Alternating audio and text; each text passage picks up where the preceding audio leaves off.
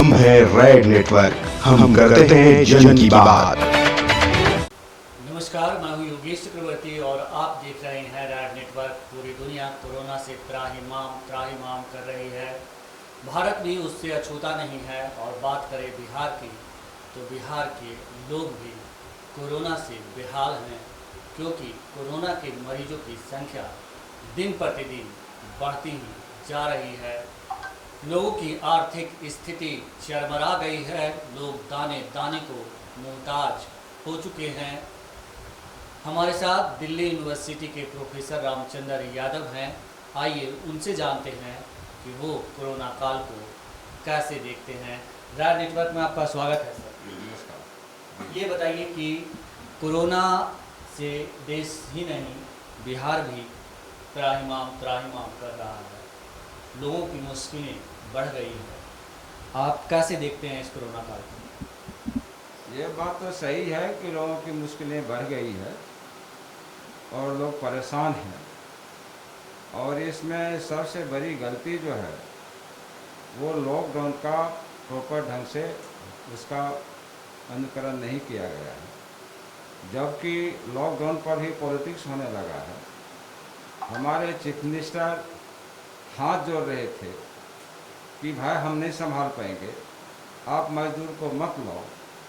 इस पर राजनीति हुई और लोगों ने नहीं माना।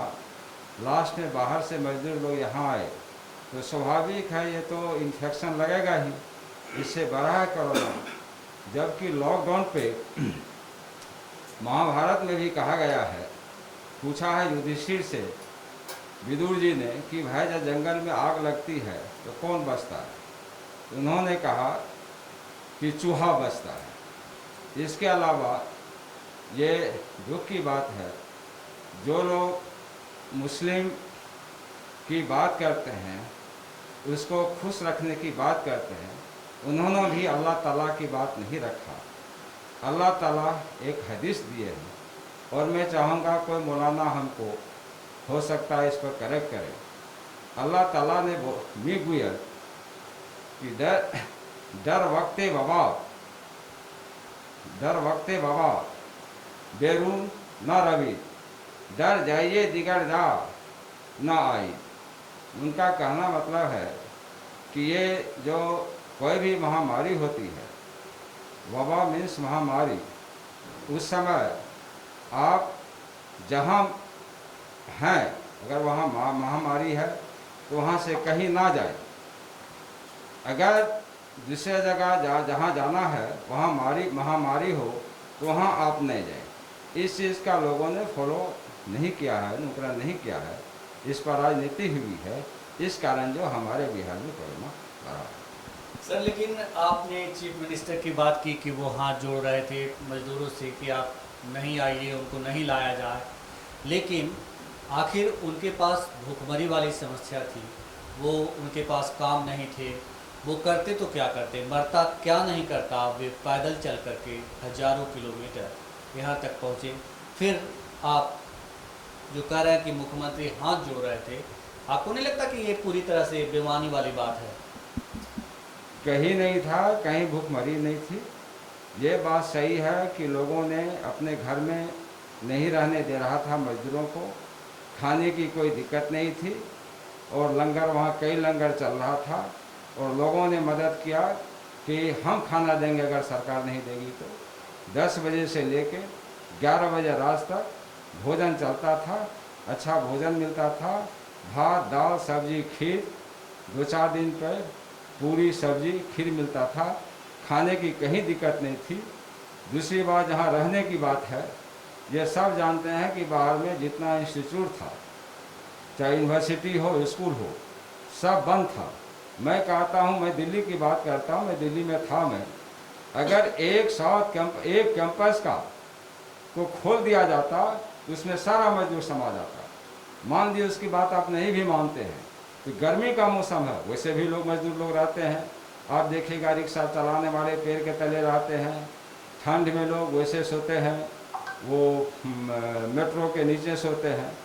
तो ये एक कहने का है, इसमें कोई सच्चाई नहीं है कि मजदूर को खाना वहाँ एडजस्टमेंट नहीं होता और खाने की दिक्कत। बात सिर्फ दिल्ली की नहीं है, बात पूरे देश की थी। पूरे देश के कोने कोने से बिहार के मजदूर पैदल चल करके बिहार पहुंचे, क्योंकि एक तो उनके पास काम नहीं था, जो उनके पास जमा पूंजी थी वो खत्म हो चुके थे। ऐसे में लंगर के सहारे क्या जीवन यापन की जा सकती है सर?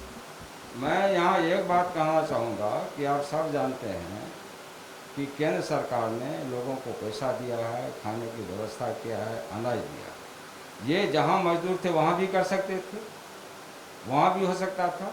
जहाँ तक रहने की बात है, सारा पूरे देश में जितनी यूनिवर्सिटी था, कोई स्कूल था, बंद था, वहाँ रहने की कोई दिक्कत नहीं होती। अगर यही बात आप कहते हैं दिक्कत सारा, तो वही मजदूर फिर कुछ ही दिनों के बाद क्यों वापस गए? अगर उसको दिक्कत थी, वही मजदूर कुछ दिनों के बाद वापस गया, अभी भी जाता होता है।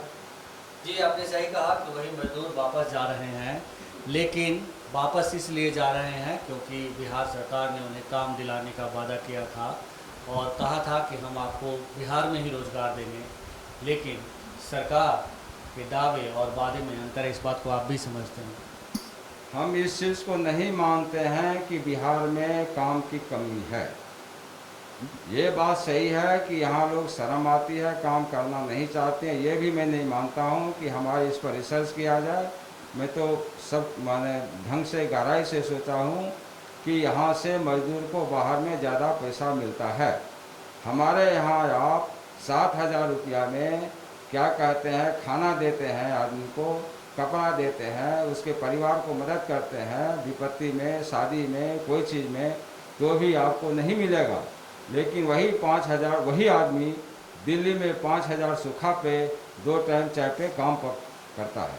हमारे यहाँ खेती की समस्या हो गई है, चूँकि मजदूर रहता नहीं, यहाँ काम करना नहीं चाहता है। इसलिए मैं इस चीज़ को नहीं मानता हूँ कि हमारे बिहार में काम नहीं है। बात करें सर कोरोना की, तो कोरोना जैसी महामारी अक्सर मतलब आते रहता है। इस तरह की बीमारी बहुत सारी पहले भी हुई थी।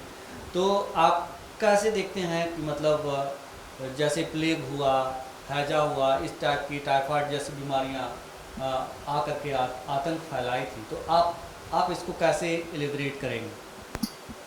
देखिए, कोई भी बीमारी हो उसका नेगेटिव असर भी पड़ता है, पॉजिटिव असर भी पड़ता है। 14वीं सेंचुरी में मोहम्मद बिन तुगलक के समय आया था ब्लैक डेथ, पूरे संसार में था। ठीक है, परेशानी हुई। इसका पॉजिटिव ये था कि अंधविश्वास दूर हुआ, फिर से पुनर्जागरण हुआ, स्लेवरी दास प्रथा सिस्टम खत्म हुई। तो किसी भी महामारी का कोई हो, इसका पॉजिटिव असर पड़ा है। दूसरी बात, मोहम्मद बिन तुगलक साहब ने, जो स्वाभाविक है किसी भी महामारी के बाद अर्थव्यवस्था गड़बड़ाती है, उसमें उन्होंने एक नया तरीका खेती का दिया, डेवलपमेंट का नया एक्सपेरिमेंट किया।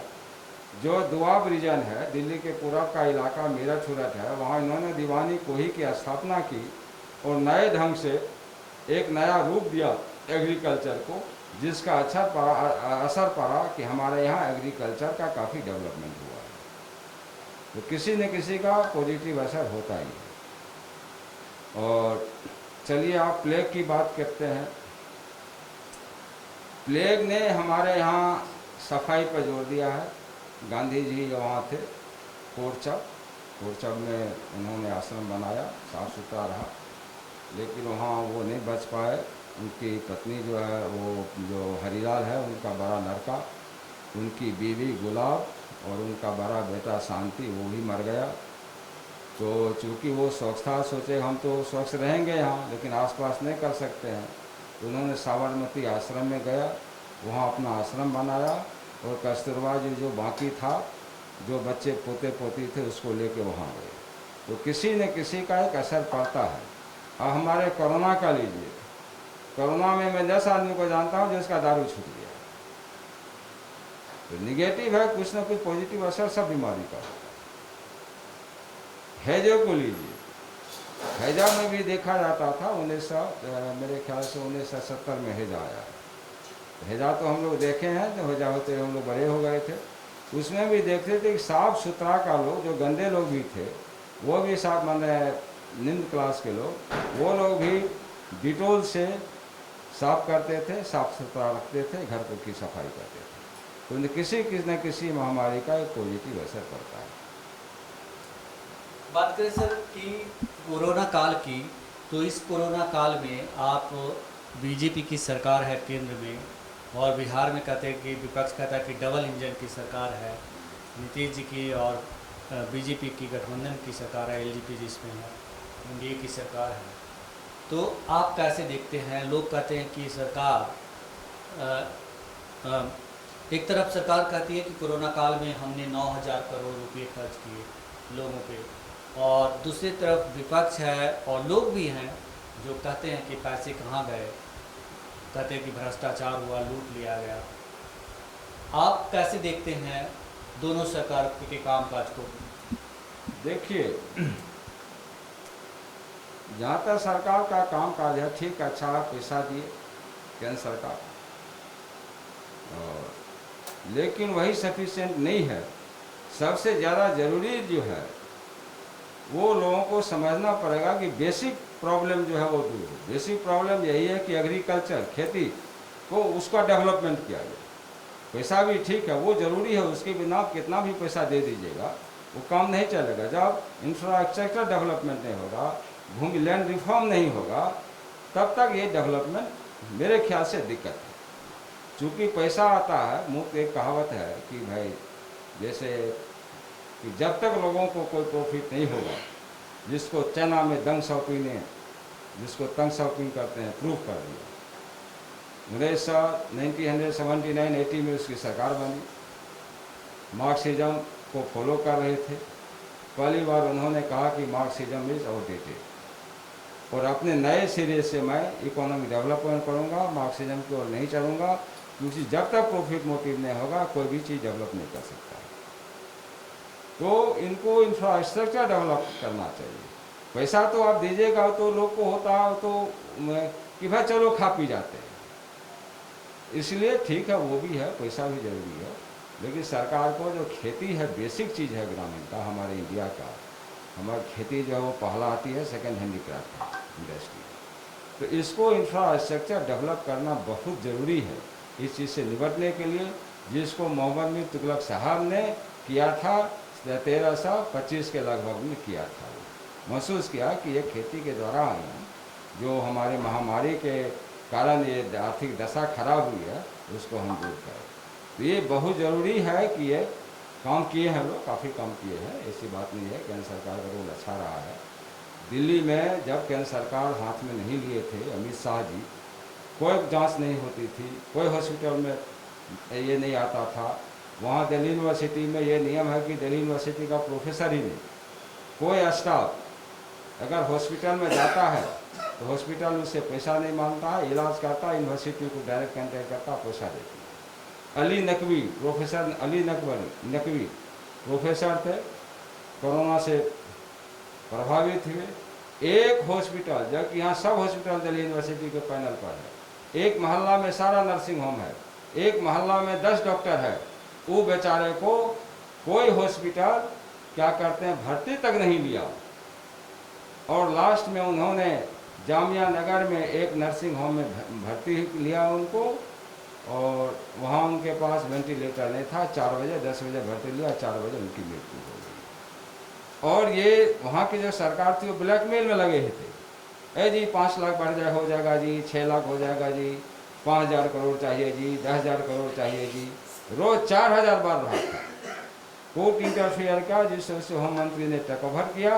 होम मंत्री ने बोला कि मैं 10 दिन के अंदर इसको कंट्रोल करूँगा, और स्थिति घटने लगा। 4,000 रोज था, एकाएक घटने लगा। हालांकि अभी भी है, बढ़ता है, घटता है, 600 पर भी गया है, आज भी लगभग 1250 है। बिहार में हमारे सरकार की बहुत अच्छी व्यवस्था है। मैं तो 2 जुलाई से हूँ, देख रहा हूँ सरकार की व्यवस्था। गांव-गांव में जाके टेस्ट के लिए जाता है, जिसको पॉजिटिव निकलता है उसकी अच्छी व्यवस्था है, लाया जाता है, उसको दवाई दी जाती है, अच्छा उसको भोजन दिया जाता है। राज्य विभाग से बात करने के लिए आपका बहुत शुक्रिया सर। Thank you. तो ये थे प्रोफेसर रामचंद्र यादव, जिनका कहना था कि कोरोना काल में दोनों ही सरकार बहुत ही बेहतरीन तरीके से काम कर रही है, बहुत अच्छे ढंग से कोरोना से निपट रही है। और जहाँ तक रह गई प्रवासी मजदूरों की बात, तो उनके लिए ऐसा नहीं है कि बिहार में रोजगार नहीं है, बिहार में भी रोजगार है, बस इच्छा शक्ति की कमी है लोगों की। योगेश चक्रवर्ती, राज नेटवर्क, पटना। हम है रेड नेटवर्क, हम करते हैं जन की बात।